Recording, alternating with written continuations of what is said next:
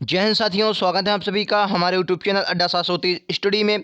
तो दोस्तों फिर से आज बात करने वाले हैं हिस्ट्री के मोस्ट इंपॉर्टेंट क्वेश्चनों की, जिसमें आज हम इसका बेहतरीन क्वेश्चन लेके आए हैं। हिस्ट्री के टॉप 30 क्वेश्चन, और आज इसका दूसरा या शायद तीसरा वीडियोज़ है जो आपके लिए लेके आए हैं स्पेशल हिस्ट्री का। इससे पहले हमने कई वीडियोज़ लिए हैं। तो चलिए दोस्तों शुरुआत करते हैं आज के प्रश्नों की। देखते हैं आज के हमारे प्रश्न किस प्रकार के हैं। तो चलिए दोस्तों, ये रहा आपकी स्क्रीन पर पहला क्वेश्चन। क्या होगा? राइट आंसर बोलेंगे, एक बार बोलेंगे सभी लोग राइट आंसर देंगे, क्वेश्चन गलत नहीं करेंगे। पहला क्वेश्चन कह रहा है कि आपको बताना है कि ब्रिटिश शासन में का सर्वाधिक प्रभाव किस क्षेत्र पर पड़ा। मतलब ये है कि जो भारत में ब्रिटिश शासन रहा है, इसका सर्वाधिक प्रभाव किस किस क्षेत्र पर पड़ा है। तो आपको याद रखना है, इसका राइट आंसर हो जाएगा आर्थिक क्षेत्र। जी हाँ, सबसे ज़्यादा जो हमारा प्रभाव पड़ा है वो आर्थिक क्षेत्र पर पड़ा है। ऑप्शन नंबर ए इसका करेक्ट आंसर हो जाएगा। क्लियर है?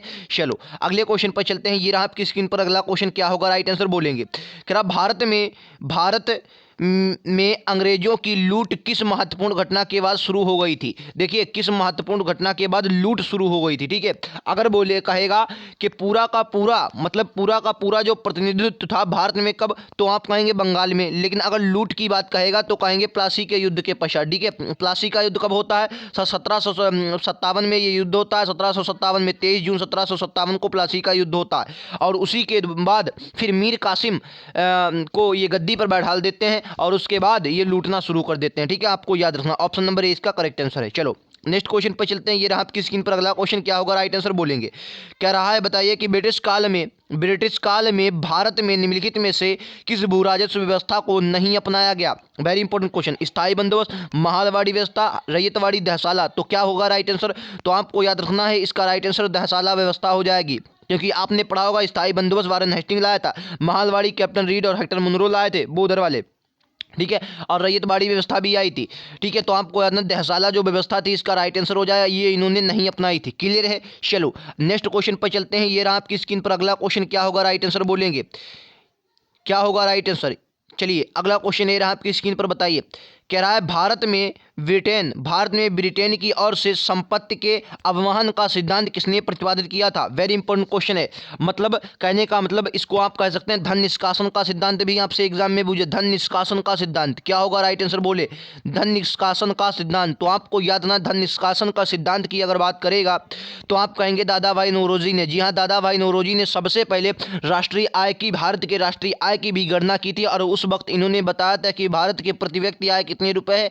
20 रुपए है प्रति व्यक्ति आय। ठीक है, और इनकी पुस्तक आपके एग्जाम में बहुत पूछी जाती है, the poverty and British rule in India. कौन सी है? The poverty and British rule in India. बहुत इंपॉर्टेंट पुस्तक है, आपको याद रखना है। चलो नेक्स्ट क्वेश्चन ये रहा आपकी स्क्रीन पर। बोलेंगे क्या होगा राइट आंसर?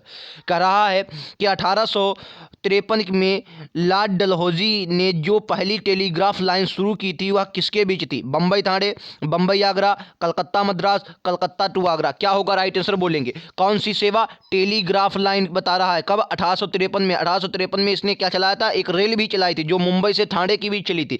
लेकिन अब आपके एग्जाम में टेलीग्राफ लाइन पूछी गई तो क्या कहेंगे सर? कलकत्ता से आगरा। कहाँ? कलकत्ता से आगरा। ऑप्शन नंबर डी इसका करेक्ट आंसर हो जाएगा। ठीक है, बहुत इंपॉर्टेंट क्वेश्चन है जो भी आपके लिए ला रहा हूँ। इस टॉप 30 क्वेश्चनों की श्रृंखला में आप डेली हमारे साथ जुड़े, मैं डेली लेके आता हूँ। और अपना 30 में से आपका स्कोर क्या रहा हमें ज़रूर बताएं। ठीक है, लिंक आपको नीचे डिस्क्रिप्शन में हमने दे दिया है, वहाँ से जाकर हर प्रकार के पॉलिटी, हिस्ट्री, ज्योग्राफी, स्ट्रैटेजी के हर प्रकार के टॉप 30 क्वेश्चन मैंने करवाए हैं, उन्हें आप ज़रूर देखें। आपकी तैयारी एक अच्छे लेवल पर जाके पहुँचेगी। ठीक है, चलो इस वाले अगले क्वेश्चन का जवाब दीजिए। क्या होगा राइट आंसर बोलेंगे?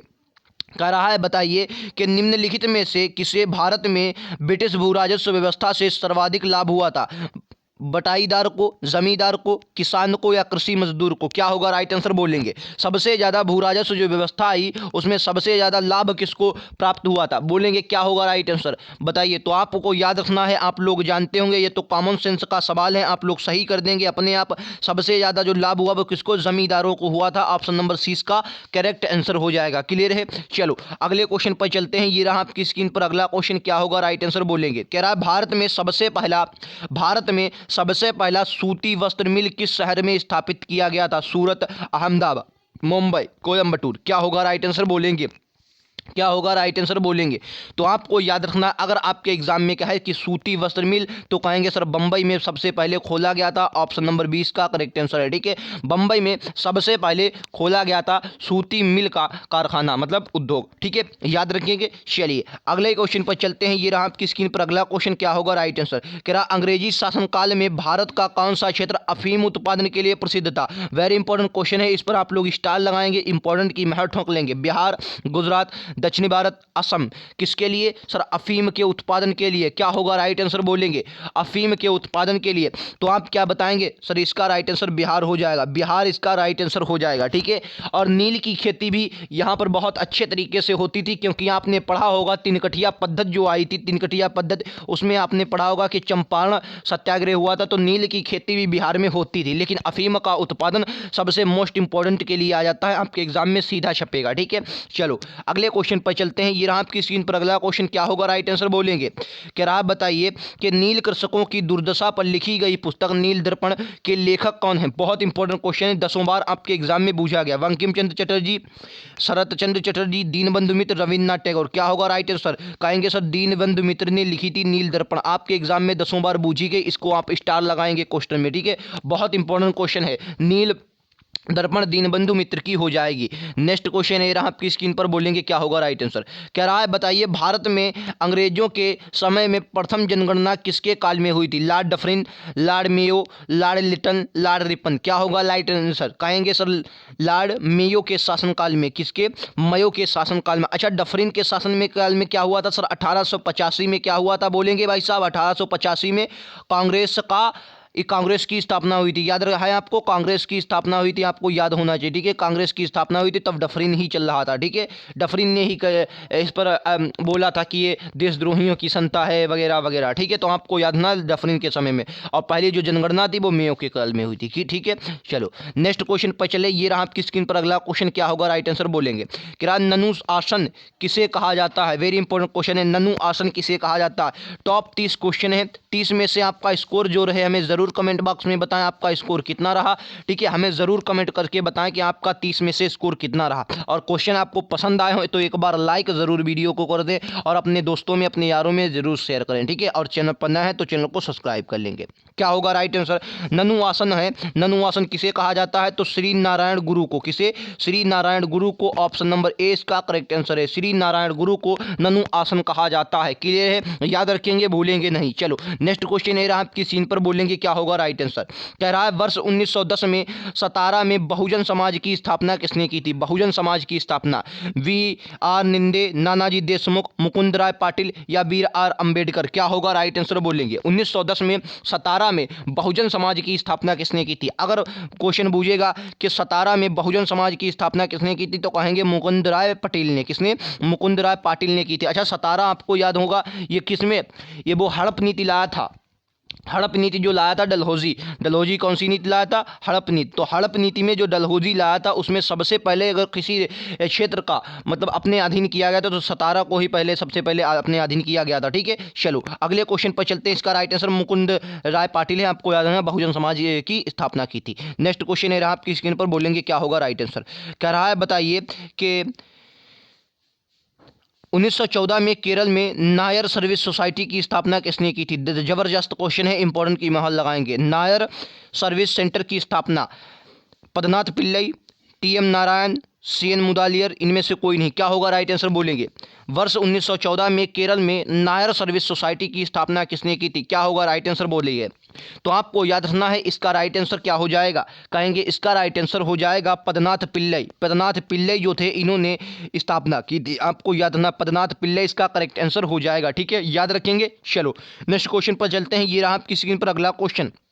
क्या रहा है बताइए, मैं इसको इस प्रकार लिखता हूं, लीजिए। कह रहा अखिल भारतीय व्यापार संघ कांग्रेस, अखिल भारतीय व्यापार संघ कांग्रेस का प्रथम अध्यक्ष कौन था। अखिल भारतीय व्यापार संघ कांग्रेस यानी कि AITUC, अखिल भारतीय व्यापार संघ कांग्रेस का प्रथम अध्यक्ष कौन था। बीवी गिरी, पंडित नेहरू, SD डांगे या लाला लाजपत राय। तो क्या होगा राइट आंसर बोलेंगे, लाला लाजपत राय इसका करेक्ट आंसर हो जाएगा। ठीक है, इस क्वेश्चन का right answer option number D है, लाला लाजपत राय जी इसका करेक्ट आंसर है। अखिल भारतीय व्यापार संघ कांग्रेस के प्रथम यही अध्यक्ष हुए थे। क्लियर है। चलो ये रहा आपकी स्क्रीन पर अगला क्वेश्चन, क्वेश्चन नंबर बोलेंगे क्या होगा राइट आंसर। ये तो हाँ, ये तो रिपीटेड क्वेश्चन है। चलो ये वाला लो, ये वाला कह रहा अखिल भारतीय किसान सभा का प्रथम सत्र की अध्यक्षता किसने की थी, बताइए। अखिल भारतीय किसान सभा की, वो तो दूसरा था, ये दूसरा क्वेश्चन है। अखिल भारतीय किसान सभा के प्रथम अध्यक्षता किसने की, मतलब जो प्रथम सत्र हुआ इसकी अध्यक्षता किसने की थी। स्वामी सहजानंद, एनजी रंगा, इंदुलाल याज्ञिक या पीसी जोशी, क्या होगा बोलेंगे। राइट आंसर क्या होगा बताइए, क्या होगा राइट आंसर, क्या होगा। तो क्या होगा राइट आंसर इसका, तो कहेंगे स्वामी सहजानंद इसका करेक्ट आंसर है। ऑप्शन नंबर ए इसका करेक्ट आंसर हो जाएगा। पहली अखिल भारतीय किसान सभा का प्रथम सत्र कब हुआ था, जो हुआ था उसका स्वामी सहजानंद उसके अध्यक्ष बनाए गए थे। ठीक है, भारतीय किसान सभा के प्रथम अध्यक्ष, मतलब प्रथम सत्र के जो अध्यक्ष थे स्वामी सहजानंद। क्लियर। चलो ये रहा स्क्रीन पर अगला क्वेश्चन। कह रहा 1899 से 1900 की मुंडा क्रांति का नेता कौन था। सिद्ध, बिरसा मुंडा, बद्दू भगत, शंभूदेव। तो यहाँ से आपके दो क्वेश्चन क्लियर हुए। पहला क्वेश्चन कि मुंडा क्रांति कब हुई थी, तो कहेंगे मुंडा क्रांति जो हुई थी ये 1899 से 1900 के बीच हुई थी।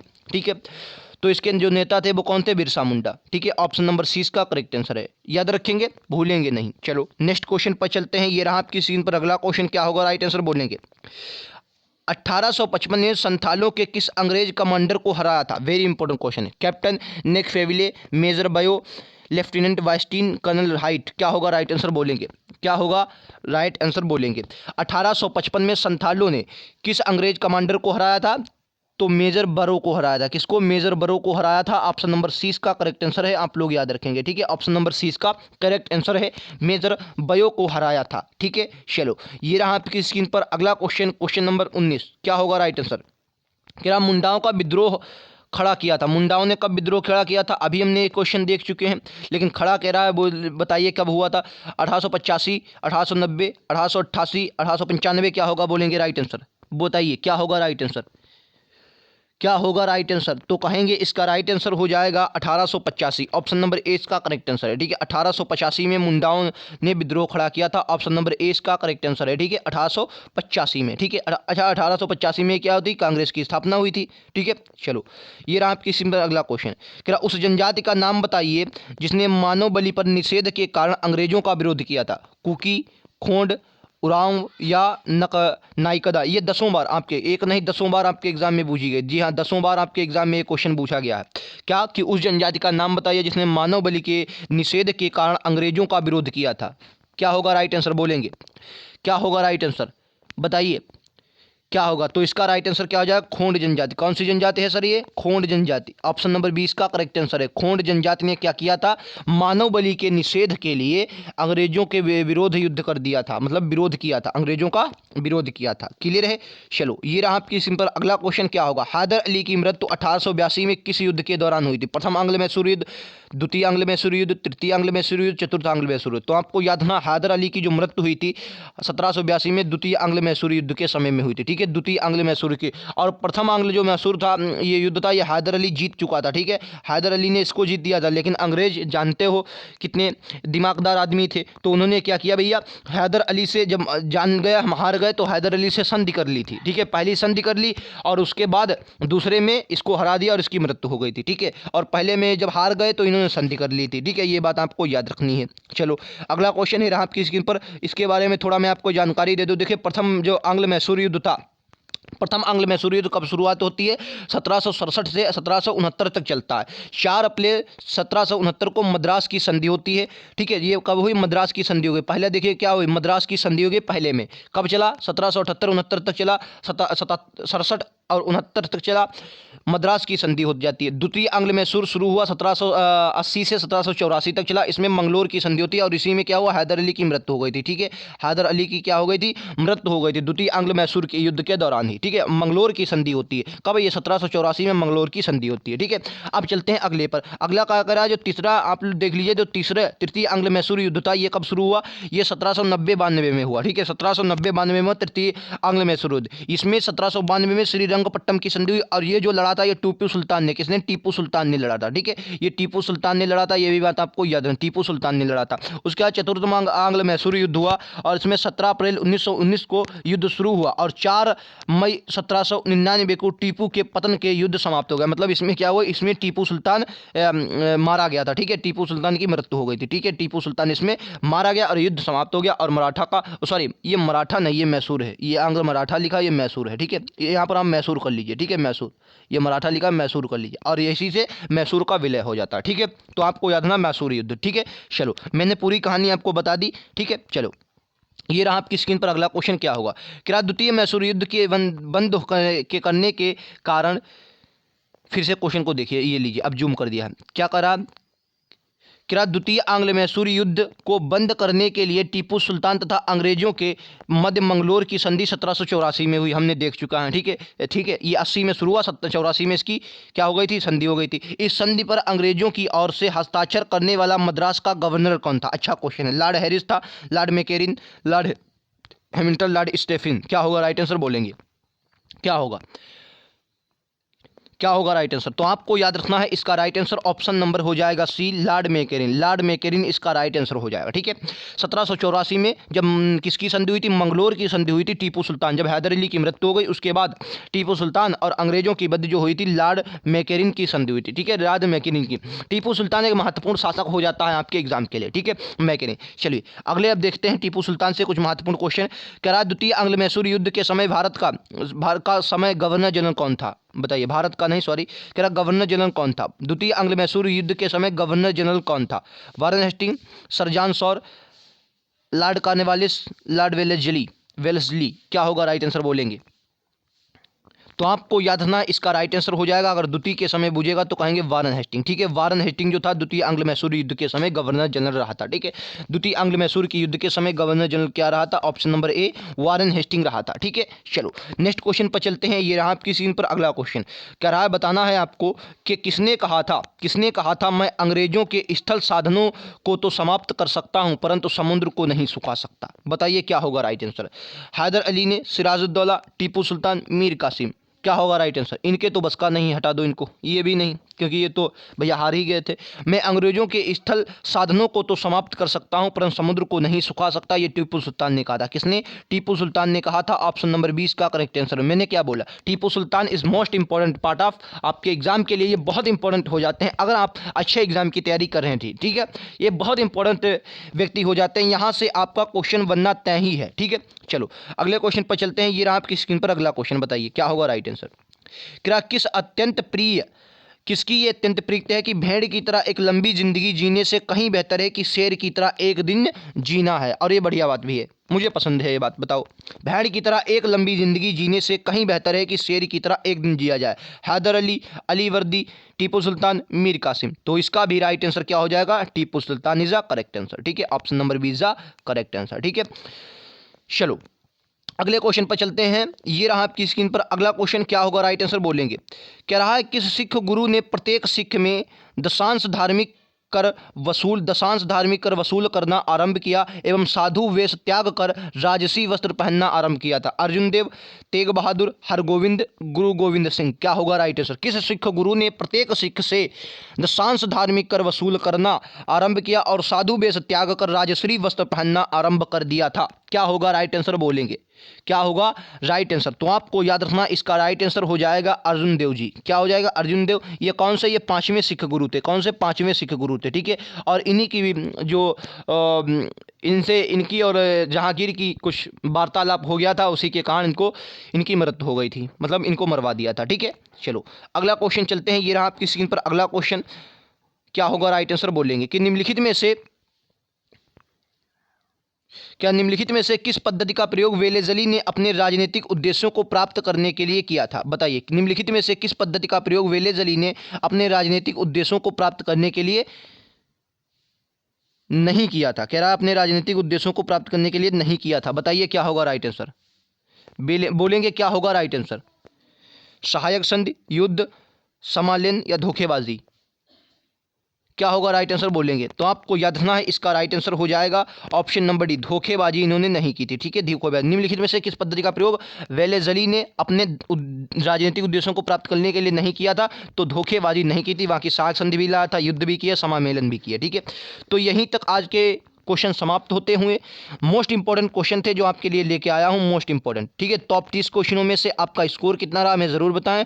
हमें लग रहा है यार क्वेश्चन एक दो कम थे, एक क्वेश्चन तो बिल्कुल कम है, एक क्वेश्चन तो कम था, शायद 29 ही क्वेश्चन है। ठीक है, आप लोग देख लीजिएगा। ठीक है, फिलहाल जितना भी आपको रहा हो, अगर वीडियो पसंद आए तो एक बार वीडियो को लाइक करेंगे, चैनल को सब्सक्राइब कर लेंगे, और चैनल को सब्सक्राइब करने के बाद वीडियो को शेयर जरूर करेंगे अपने दोस्तों में, अपने यारों में, जहां भी आप स्टडी ग्रुप में जुड़े हैं। लिंक नीचे डिस्क्रिप्शन में दिया गया, उस पर जाइए, क्लिक कीजिए, सारे वीडियोज आप अंदाज से देखिए। तो चलते हैं अगले वीडियोज़ पर, मिलते हैं अगले वीडियोज़ में। आज के लिए इतना ही, थैंक यू।